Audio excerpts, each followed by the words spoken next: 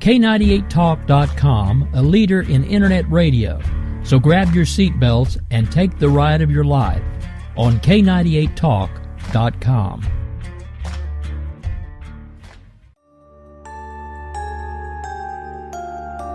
Freedom is never more than one generation away from extinction. You and I have a rendezvous with destiny.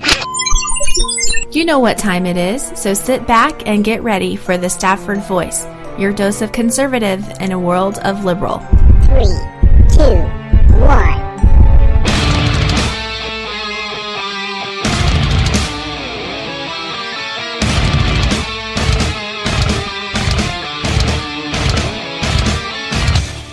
Hey, good evening, and I probably should say Happy New Year because, wow, we are off to a crazy start to 2016. Hey, I'm your host, Daniel Stafford, and yes, you are listening to The Stafford Voice, where we are conservative in a world of liberal.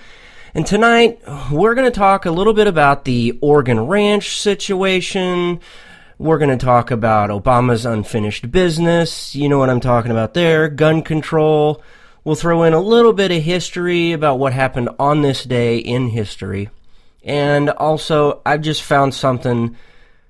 I found a soundbite from someone that, look, we've made fun of this person a couple of times. Tonight, her stupidity shines. Yeah, that's all I can say. I've laughed at this stupid soundbite probably 10 or 15 times. It is that stupid. And I think she kind of even realizes what she says. But anyway, we don't want to get too far ahead of ourselves. Look, there's many ways to listen. So, set this channel as a favorite, whatever you have to do so you don't get left behind. Because if for some strange crazy reason you do miss the show, sit tight. You'll be able to catch the replay. There is no need to panic because I've got you. In the case you aren't already following on social media, you can find me over on the Twitters at Stafford Voice, or you can look me up on the Facebooks, just searching for the Stafford Voice. Also, you can keep up to date over at thestaffordvoice.com. By the way, if you've got any questions, comments, or concerns, or if you've even got a story you'd like for us to cover, you can email them to me at thestaffordvoice@gmail.com. Again, that's thestaffordvoice@gmail.com. Woo! Look, America is on the brink. And I hope that what I have to say doesn't just go by the wayside tonight. I've given this a lot of thought, and I really hope that I'm able to say what I want to say because, like I said, I think we're on the brink of something big, but we have to know that we need to calm down just a minute. Now, I want to quote something. I mean, you guys know I love quotes. This one is from the Declaration of Independence. It's actually the last sentence. And it says, "And for the support of this declaration, with a firm reliance on the protection of divine providence, we mutually pledge to each other our lives, our fortunes, and our sacred honor." Those men and women had no idea the full extent that they were embarked on. They had no idea. Only time would tell what they were doing. And yet, they were willing to risk their lives. It didn't matter. I mean, at the end of every day, they got down on their knees and they thanked the Lord for another day. They pledged their lives. They were willing to die for the cause of America.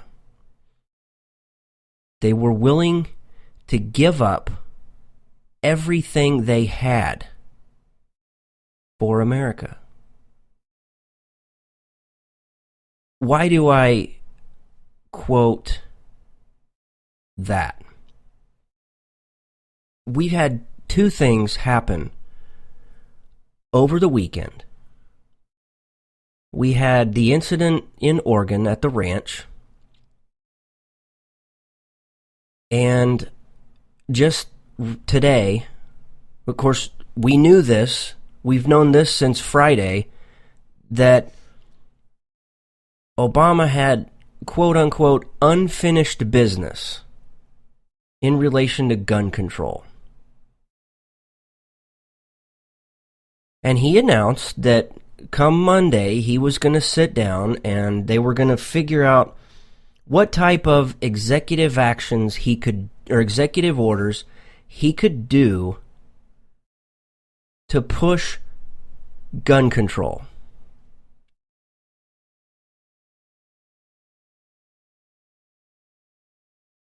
I think maybe he forgot what the Constitution says, where our Second Amendment says a well-regulated militia being necessary to the security of a free state, the right of the people to keep and bear arms shall not be infringed. What he's doing is trying to make it as difficult as possible for law-abiding citizens. He's trying to make it as difficult as he can for you and I to acquire arms. Why do we need arms? Well, we've got to go a little bit further. And that's even one of the things that I do when I'm studying scriptures, is when I find something really, really good that stands out to me, go back a couple of verses and you're going to find it. You're going to find something that stands out and really gives impact. So let's apply that to the First Amendment. Just basically one verse ahead of the Second Amendment. It says, Congress shall make no law respecting an establishment of religion, nor prohibiting the free exercise thereof, or abridging the freedom of speech, or of the press, or the right of the people peaceably to assemble, and to petition the government for a redress of grievances. And then it continued on with the Second Amendment, where a well-regulated militia being necessary to the security of a free state, the right of the people to keep and bear arms shall not be infringed. In order to protect your First Amendment, you have to be able to defend it. The only way to do that is with the Second Amendment, and that is through having your own personal arms. Think of this for a second. Why do you have a lock on your front door? Why? Why do you have a lock on your front door? Is it to keep everybody out? I doubt that. It's to protect those closest to you.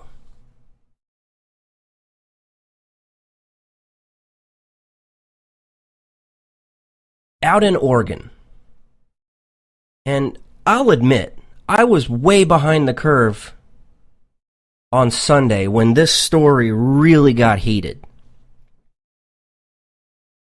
You have probably already done your research, knowing that this whole thing goes back to the 70s and beyond. It actually goes all the way back to the early 1900s when the government was trying to protect birds and wildlife, to make sure that we weren't killing too many birds because we wanted to use feathers and, put a feather in your hat and call it macaroni or something like that. Fast forward to the 70s and now we're starting to involve the Hammond family. And look, this is really unfortunate that the government is putting this much strain on the people. This is big. I'm not trying to mince my words. This really is big. That the government thinks they have the power to come in and control whatever land they want. They can just come in and overtax and overcharge you for the use of God's land because they think they know better. The government doesn't know jack crap about how to work that land. Just like when Bureau of Land Management went over into Nevada and tried to do this to the Bundy family. The Bundy family took a stand, and hundreds of American citizens went into their defense. If you thought that was going to be the end, you were fooled. Because here we have another land grab by the government, and they've been working on this for years. Like I said, since the 70s, they've pushed out and squeezed out everybody else. All these other ranchers that were working the land around this particular spot, they squeezed them out. You basically have one family that has close to, if not more, than 10,000 acres. We'll just use the round number of 10,000 acres. And I can't remember the figure that of what the government owns out there, but they pretty much own the whole damn state. Okay? Fast forward to the late 90s, early 2000s, where Dwight Hammond, who currently right now is 73, but I think he was in his late 60s. And then you've got his son, Stephen Hammond, who's now 46. They were charged with arson for fires that they lit, backfires from a lightning storm.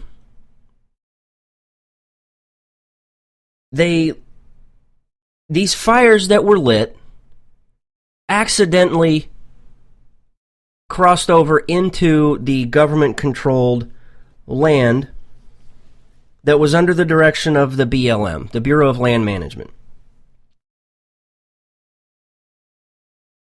Hats off to the Hammond family, because if it wasn't for them, a lot more of the land would have been decimated by that fire.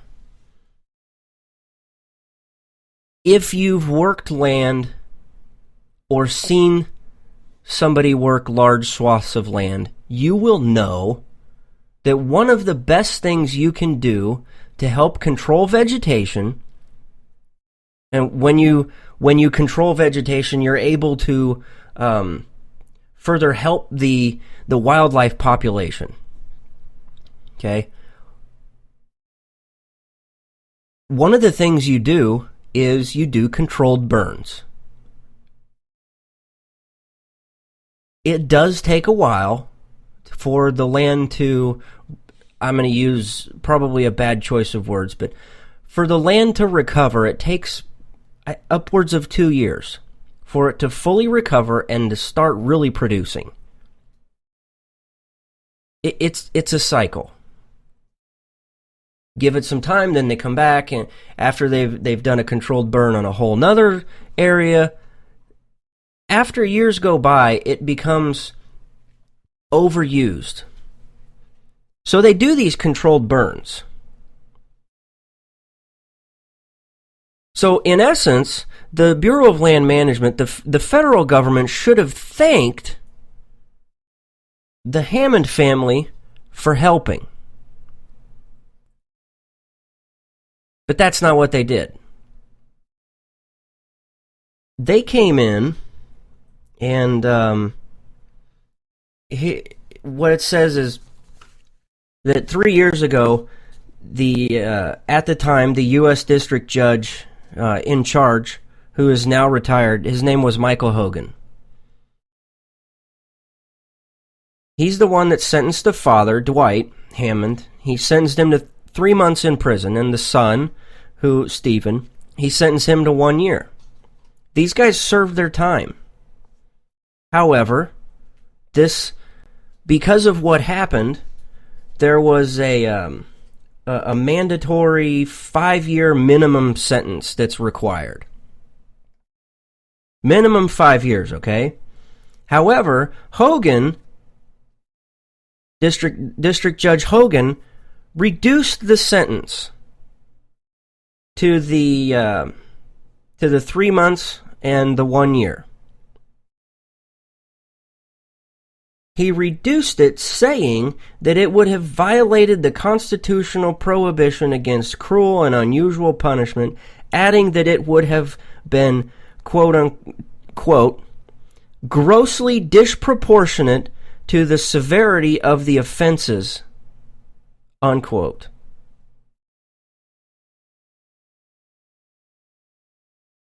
By the end of October last year, these guys have served their sentences. But guess what?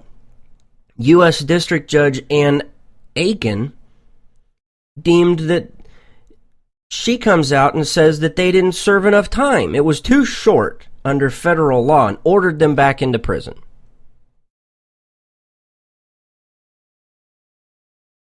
But as always, you got to look a little farther into what's really happening. Why would some judge just blatantly come out of the woodwork and say, no, you didn't serve enough time. Nope, get your butts back in prison. Why? Well, who is U.S. District Judge Ann Aiken? Guess who she was appointed by? Anybody? She was appointed by President Barack Obama. Look, if you have a problem with the sentence that was handed down by the original judge, you have a problem with the original judge, not with the Hammonds. If you have a problem, bring it up with the previous judge. Put it on him. He told you in his defense that it was a little out of line for what they were doing, and actually they helped control the burn, helped control the fire, and in making sure that it didn't get out of hand.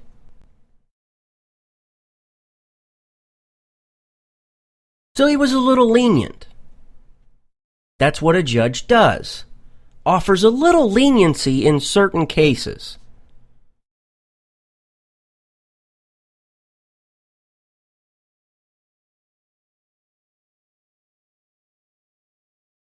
Again, there's way more to this than what we've touched on right now. And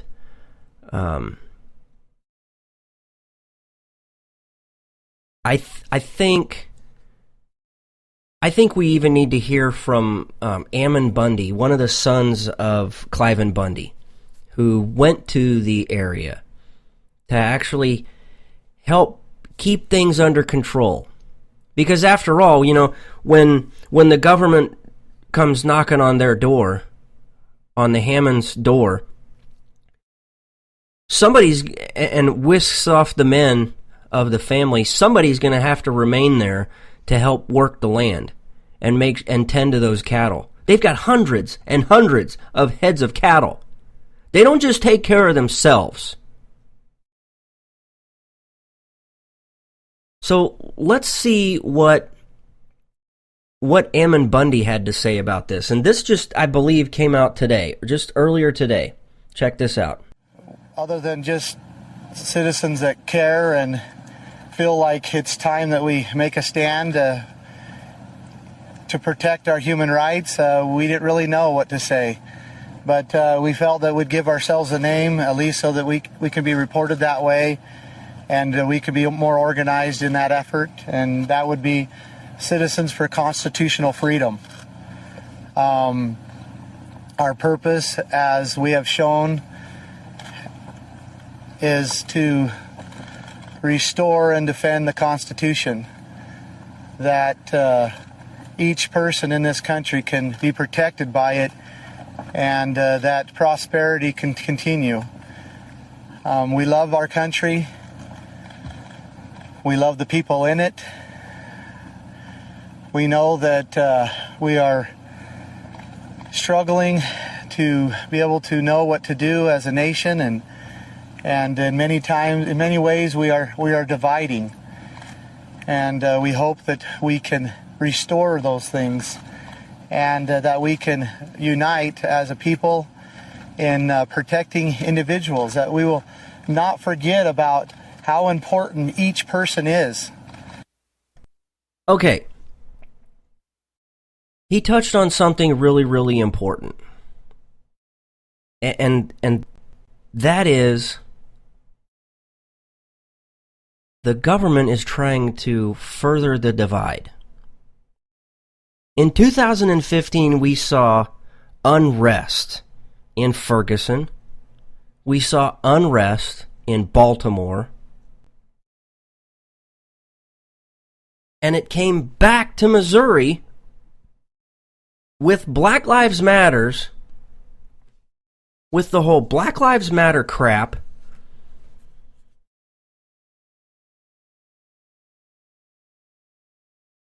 Look, yes, America is on the brink, ladies and gentlemen. We either have to choose what's right or choose what is wrong. Let me touch on something here real quick, and this comes from Eric Odom. And if you don't know who Eric Odom is, then you need to either, what you need to do is you need to go over to, Grassfire. Grassfire.com. It's a conservative / libertarian leaning social media site. And he's all over Facebook as well. Eric Odom, super smart dude. And I found something that he said. I can't remember if he posted it yesterday or if it was early this morning. But Eric Odom said, in short version, it's a trap. And he's talking about this whole Oregon situation. He says, in short version, it's a trap. He says, I recently saw a veteran discussing this, and he said something that stuck with me. He said, proper political or military strategy requires two things: brains and balls. And he goes on and further says, why do I say it's a trap? Well, for starters, the Fed is eerily silent at the moment. They aren't closing or blocking roads. They aren't surrounding the area. They aren't showing up with military-style vehicles and troops. It's almost as if the Fed is standing back just waiting for a much larger crowd of patriots to show up and dig in. It's almost as if they're in stealth mode, waiting for it to get bigger, with a lot more people involved. You see, if we're talking 30 or so people holding pocket constitutions and calling for the Bureau of Land Management, BLM, to back off, the Fed has a PR problem, and the majority of the public isn't on their side. But if we're talking 300 plus people with vehicles full of firearms and supplies, all of whom are all over Facebook pages, Patriot Group websites and forums, etc., then suddenly the government has the narrative they want. Now, if you're in the chat room, John brought up a great point, and that is box in your enemy and cut them down, a tactic developed by Hannibal. That's exactly what the government is trying to do. They're trying to box in the few remaining patriots. Whether they stand there fully armed, showing their arms, and advertising them, they're trying to box things in. They have a motive. They so desperately want to label this domestic terrorism.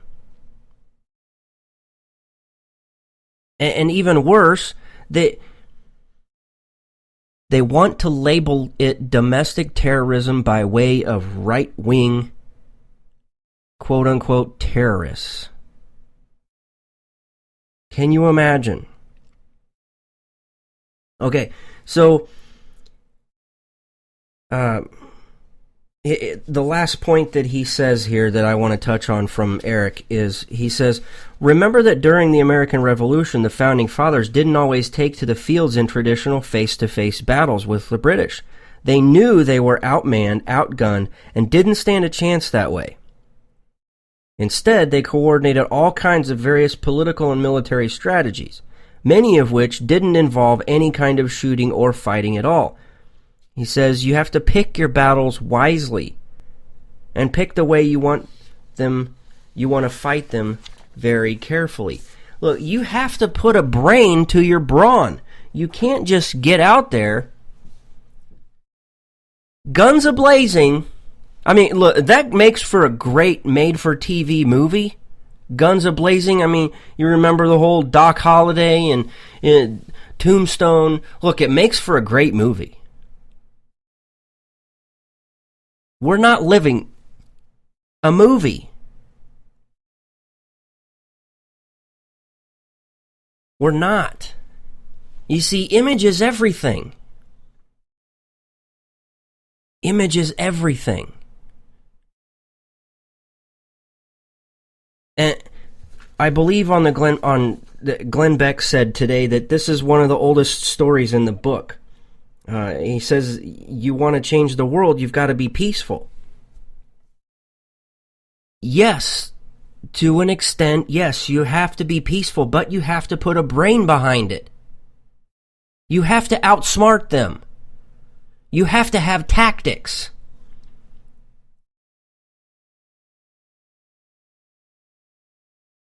And then he goes to touch, he touched on something key here, and everybody's talking about this, where he says that they're just peacefully occupying this place.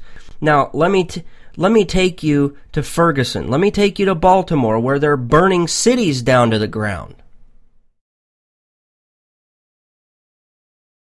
How were they imaged in the press? As people that were wronged, that needed to be listened to, that you can understand what they're trying to say, that they really are just frustrated. They burned the city to the ground. And they needed their own space to be able to burn cities down. They needed a safe place where they could go and loot and riot and set cop cars afire.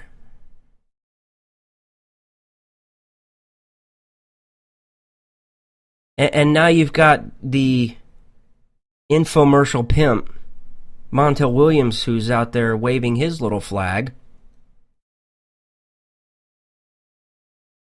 where he said, let me find his tweets. He sent out a couple of tweets. He says, it appears hashtag Oregon under attack by a bunch of undereducated terrorist buffoons who follow hashtag Clive and Bundy. Shall we send them to meet hashtag ISIS? Hey, listen here, you pansy pussy, who, by the way, will not come on my show. I've asked him numerous times to come on the show. And this was even back with the Andrew Tamorisi thing. I asked him to come on this show. All he did was tucked his damn tail and ran off. He's a pussy. Just like the guy sitting in the Oval Office, and who's only been there, 3 or 4 times? We're even lucky he found his way to the Oval Office. Listen here, Montel. Yeah, you give me some arms, guess what? I'll go kick some ISIS ass. Because I know you're too pussy to do it yourself. You're a disgrace to the Marine Corps, by the way. You're on par with Horseface Carey. Suck it. And by the way, Cliven Bundy is a patriot. He stood up for his land. He didn't have to get out there, guns a-blazing, and say, hell no, we won't go. He stood there and stared down the federal government in the eye and said, "Get off my land."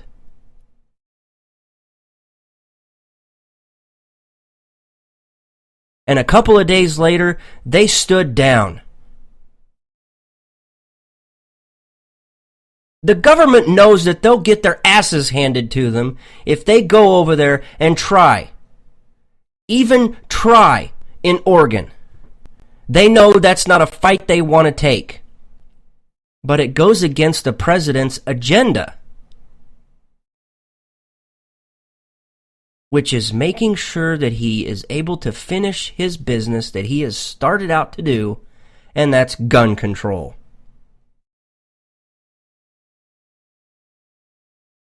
The other tweet that Montel Pussy Williams said, "Totally fine with a massive use of deadly force in Oregon to take out Ammon Bundy. Hashtag Oregon under attack."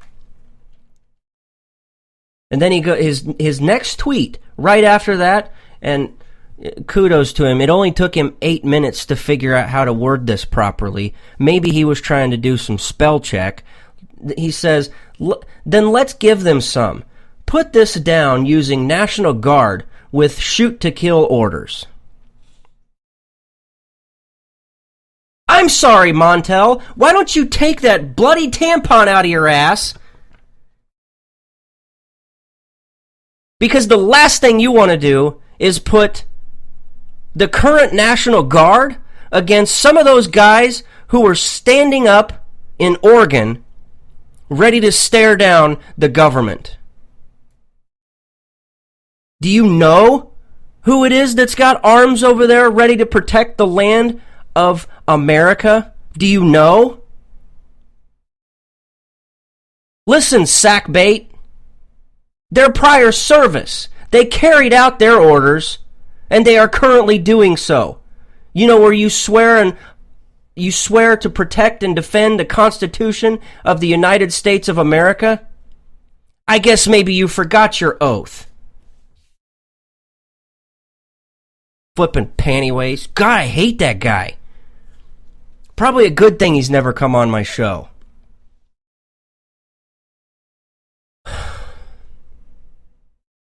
But yes, we're on the brink of losing some of our very constitutional freedoms. One of which is the Second Amendment. If you make it difficult for law-abiding citizens, who in the hell is going to protect their neighbor from the likes of those who looted up Ferguson or ransacked Baltimore?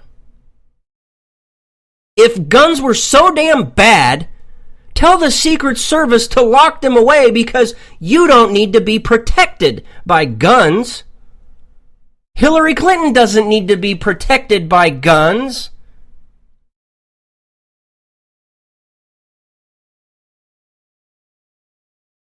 If anything, the government is going to botch Oregon like they did Waco.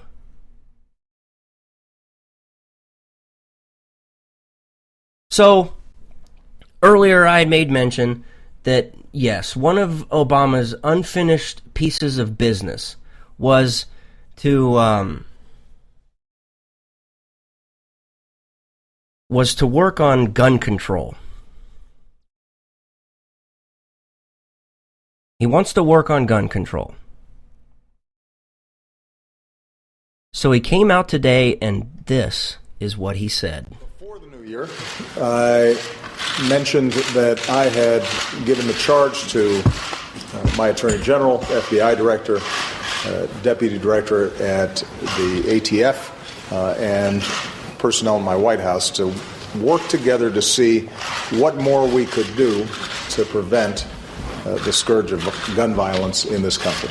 And I've just received back a report from Attorney General Lynch, Director Comey, as well as Deputy Director Brandon, about some of the ideas and initiatives that they think can make a difference. And the good news is that these are not only recommendations that are well within my legal authority and the executive branch. But there are also... Okay, listen. Shut the hell up. I can't even listen to that soundbite anymore. Unfortunately, I had to get it ready and queued up earlier tonight. I've had to listen to that thing 3 or 4 times, and each time I wanted to stick a damn ice pick in either one of my eardrums. Obama is so damn smart. He has to assemble people together to say, yes, master, you know, you can do what you want to do. It's okay. The Constitution says that you can do it.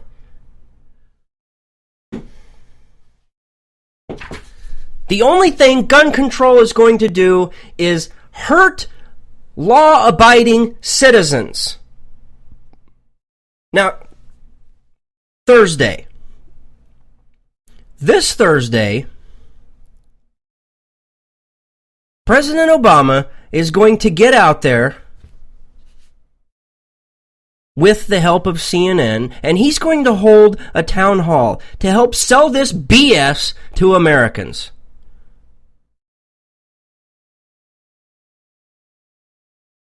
And he's going to get up there on the 5th year anniversary of Gabby Giffords. Oh, yes. We all remember Gabby Giffords, don't we? Gabby Giffords was shot by an attacker. His name was Jared Loughner. And he's going to use Gabby Giffords for a reason that we need to pursue executive gun control.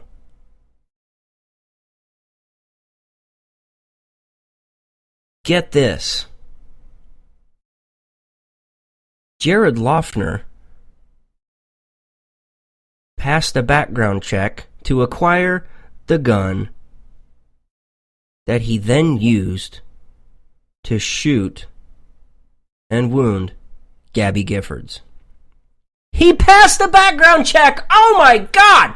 Maybe we need to figure out something else other than a damn background check. Because mentally unstable people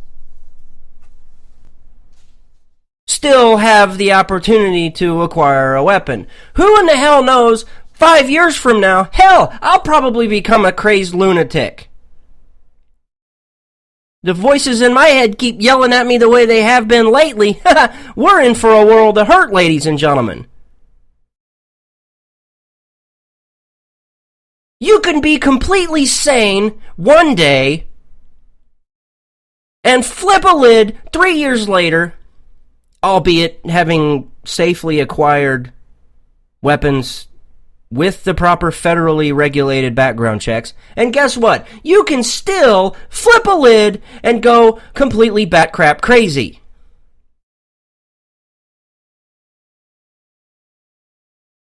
Gun control is not going to do anything but hurt the law-abiding citizens. It will do nothing to take weapons out of the hands of criminals. Criminals will always be able to get a weapon. Criminals will always be able to go to the kitchen and pick up a steak knife and go on a stabbing spree. They will always be able to go to Home Depot or your local home improvement store, buy a hammer, and hit somebody in the back of the damn head. You don't need a gun to kill anybody. You really don't.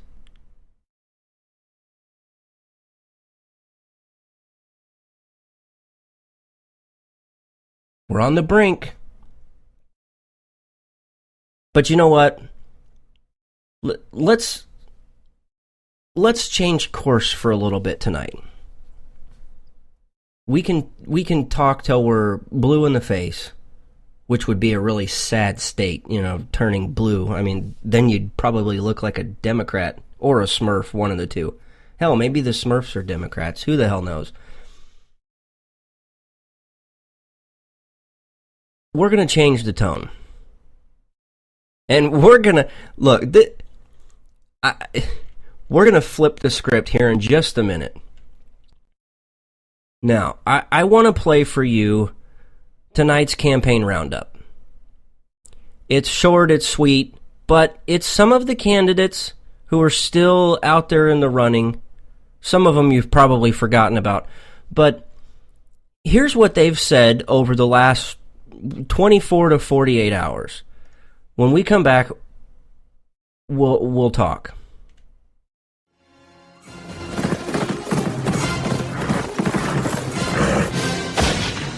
Hillary Clinton created ISIS with Obama. Every one of us has a constitutional right to protest, to speak our minds.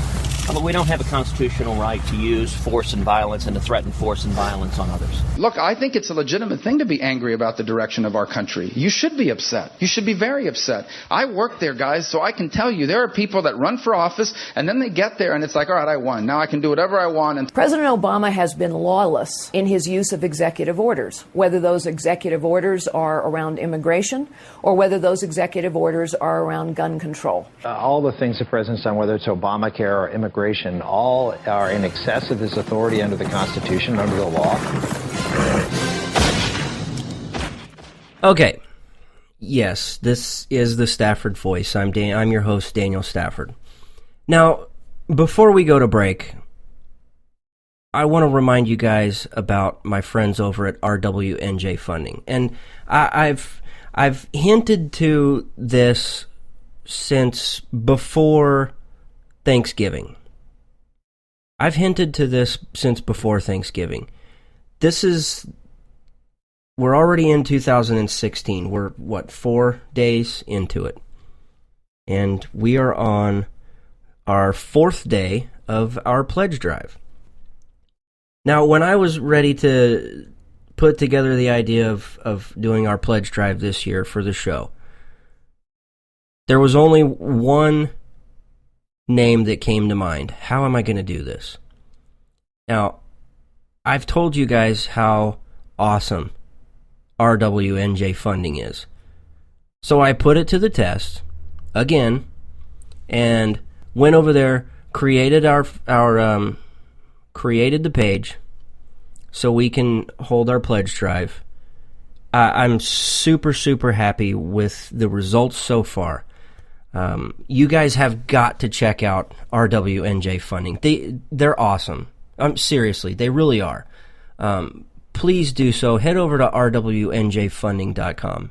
Again, that's rwnjfunding.com. And hey, if you've got a couple of seconds, take a look at our pledge drive. If you're enjoying the show and you want to help feel like you're making an impact, because after all, this show is listener funded, and you're the reason why we are here. By the way, we're here every Mondays and starting Thursdays this week, Mondays and Thursdays, same time, same bat channel. But I would not have picked a better place other than RWNJ funding. They're top notch. I mean, they're constitutional. I can't say enough good things about them. So I'll just leave it at that. Head over to rwnjfunding.com. Let them know you heard it here. So when we come back, we will hit on this day in history, and this is when we're going to flip the script. We're going to flip the script. This is really, really cool. Hope you enjoy when we come back from the break. We'll be right back.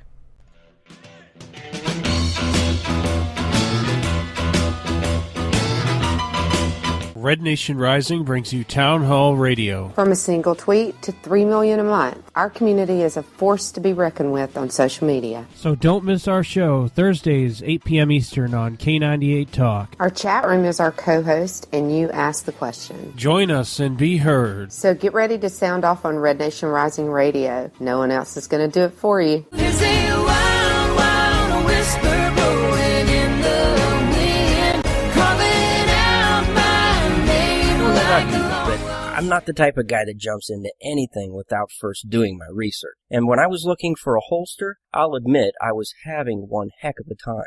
You know what I'm talking about here. You find one you like, you try it on, it would be clunky.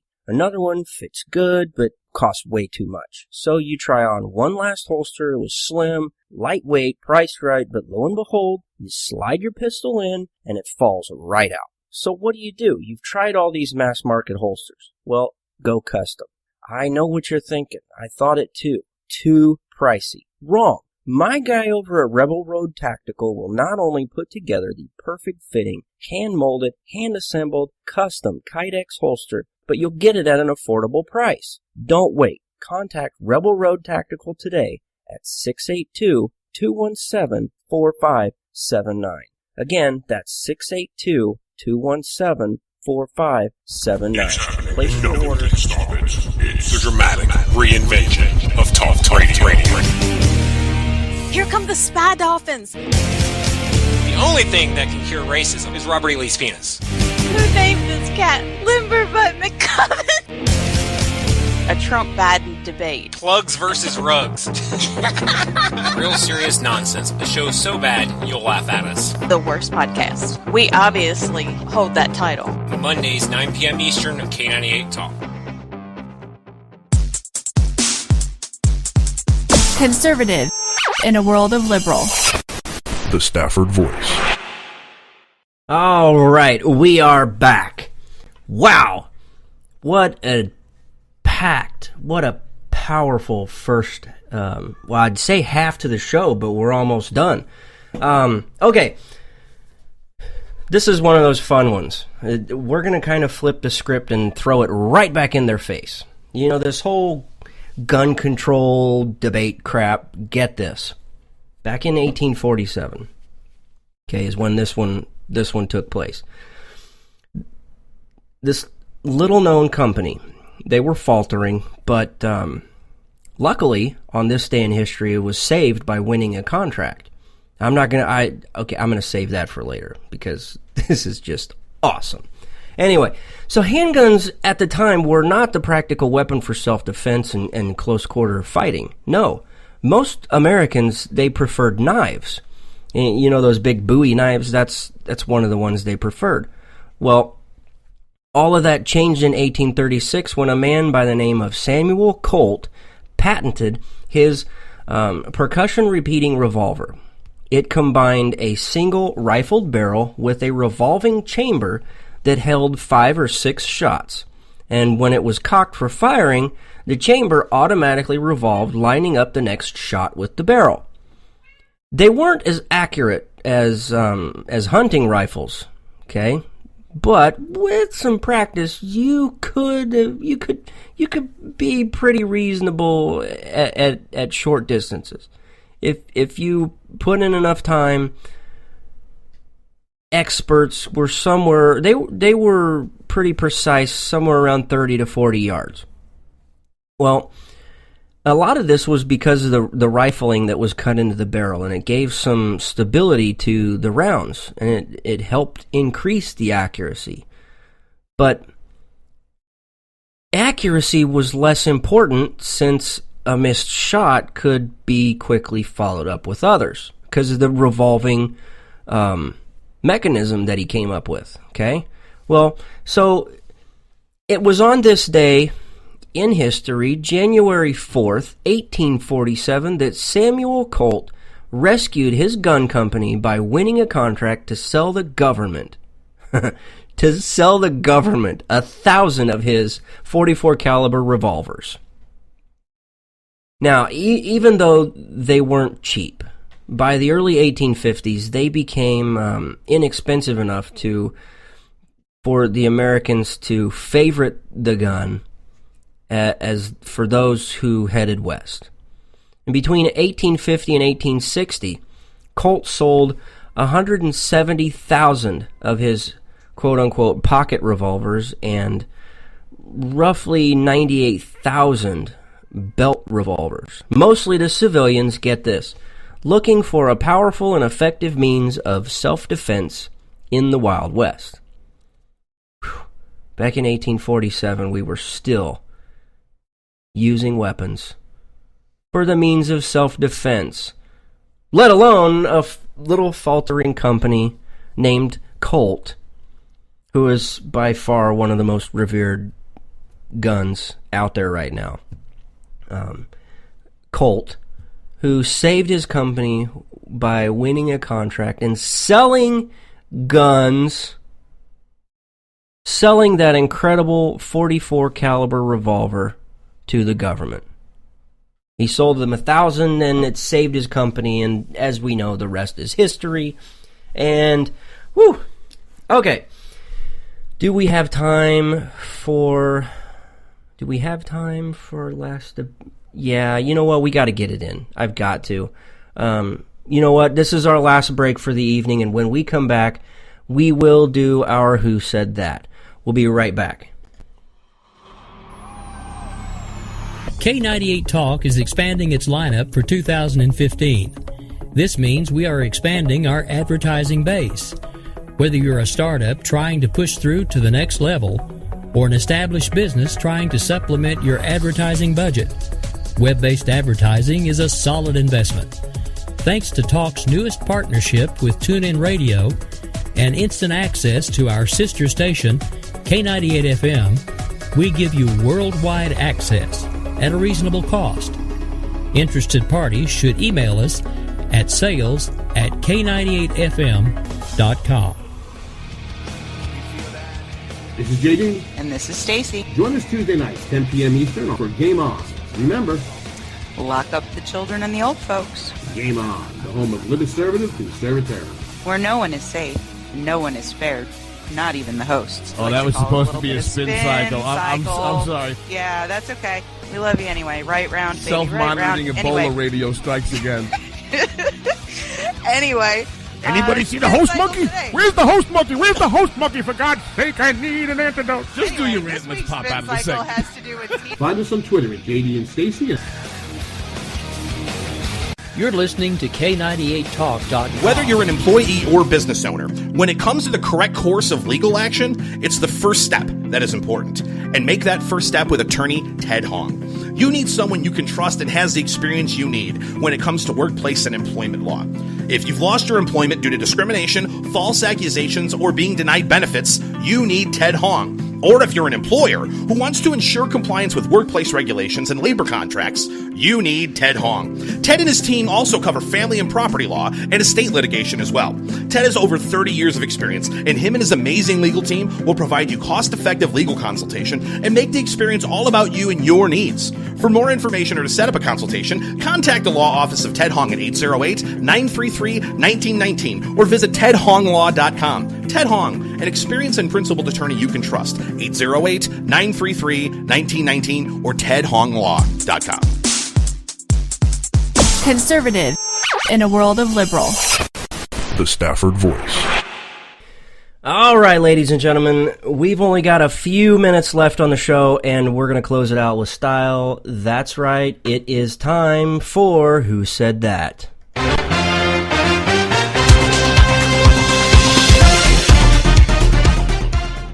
All right, and if you're new and you don't know what Who Said That is, let me give you the rundown real quick. Who Said That is our last segment of the evening, and it's where somebody out there in the media, either whether it's a liberal, a conservative, libertarian, it doesn't matter. If you're out there and you say something that proves without a shadow of a doubt you are completely stuck on stupid, we're going to call you out. We're probably going to laugh at your expense. And tonight is no different. I mean, at the start of the show, I told you this was funny. I've listened to it more than a dozen times. I laugh. I'm laughing just even thinking about it. It's that funny. And towards the end of this little soundbite that you're about to hear, I think she even realizes how dumb. I'm not going to say stupid. I'm going to say dumb. I mean, there's dumb, D-U-M, and then there's stupid. This one, hands above the rest. Anyway, without further ado, I present to you tonight's Who Said That? Shouldn't officers be the number one folks behind gun control?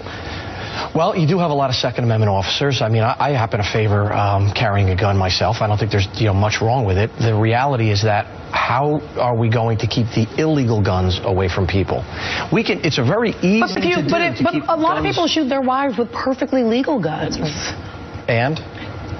So they wouldn't if they did not have them. We're not going to take guns away from people. We're just going to make it harder for law enforcement. But a lot of perfectly good people shoot their wives with handguns. With legal ones, too. And the guest on Ignoramus's show, the guest says, his response, and? Oh, my God. Oh, wow. Oh, I almost want to play that again because it's only 30 seconds. It is absolutely hilarious. Did you catch how dumb she sounded? I mean, she caught herself where she says, and them, like, oh my God, I'm stupid. I'd do a facepalm right now, but this is live television and I can't. Oh, listen. Melissa Harris Perry, guns don't kill. The dumbass behind the trigger is the one that's killing. It's the guy or gal with a deranged mental state that does the killing. Guns don't kill. If guns killed, then what we need to do is put forth legislation, and we need to ban forks and spoons and knives because those are the utensils that are making people fat. And, Michelle Obama's got unfinished business with trying to force people to eat cardboard. Oh my word. Listen, Melissa Harris Perry, tonight you are completely stuck on stupid. Congratulations. Oh, you know what? That's all we've got for tonight. And, God willing, your host, Daniel Stafford, host of the Stafford Voice, will be back Thursday. Because remember, we are live every Monday and Thursday, 9 p.m. Central, 10 p.m. Eastern. Same bat channel, same bat time. We'll be back this Thursday. We're going to talk about, who knows, it's like days down the road. Somebody else is going to say something stupid, and we'll probably make fun of them then. Anyway, follow me over on the Twitters at Stafford Voice. Look me up on the Facebook by searching for, you guessed it, the Stafford Voice. Email any of your questions, comments, concerns, or story ideas, and we'll cover them here on the Stafford Voice. Send them to thestaffordvoice@gmail.com. Again, that is thestaffordvoice@gmail.com. Thank you so much for your time tonight, and until next show, thanks and God bless.